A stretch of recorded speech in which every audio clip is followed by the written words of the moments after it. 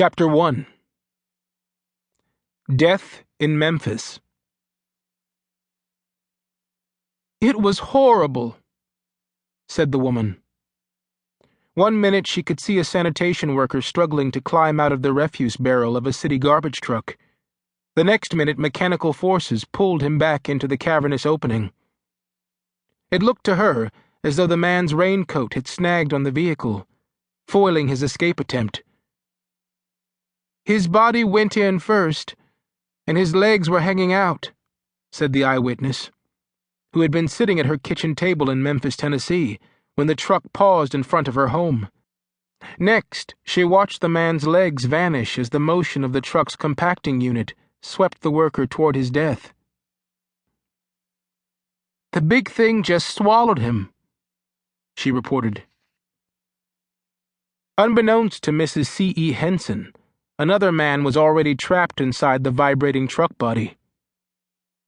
Before vehicle driver Willie Crane could react, Ethel Cole, age 36, and Robert Walker, age 30, would be crushed to death. Nobody ever identified which one came close to escaping. Cole and Walker wore raincoats for good reason on February 1st, 1968. At the end of a wet workday, Willie Crane's 4-man crew had divvied up the truck's available shelter for the trip to the garbage dump. Ellister Gregory and Eddie Ross Jr.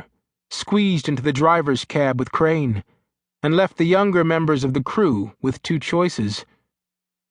They could hold on tight to exterior perches while the truck passed through torrential rains, or they could climb inside the truck's garbage barrel, wedged between the front wall of the vessel and the packing arm that pressed a load of refuse against the rear of the truck.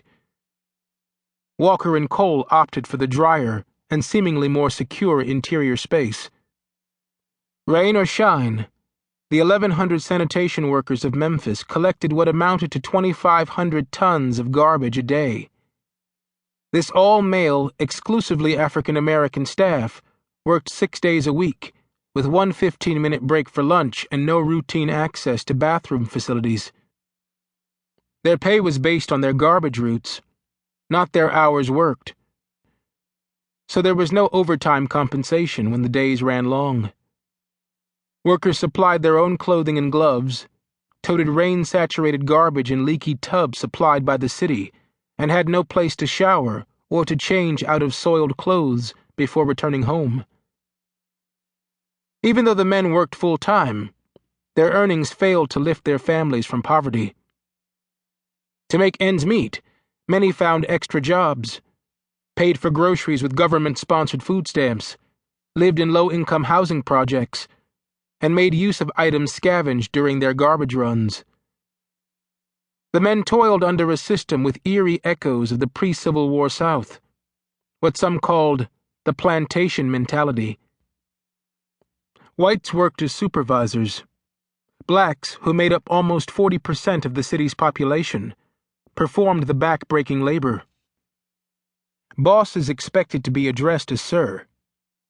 Workers endured being called boy, regardless of their ages.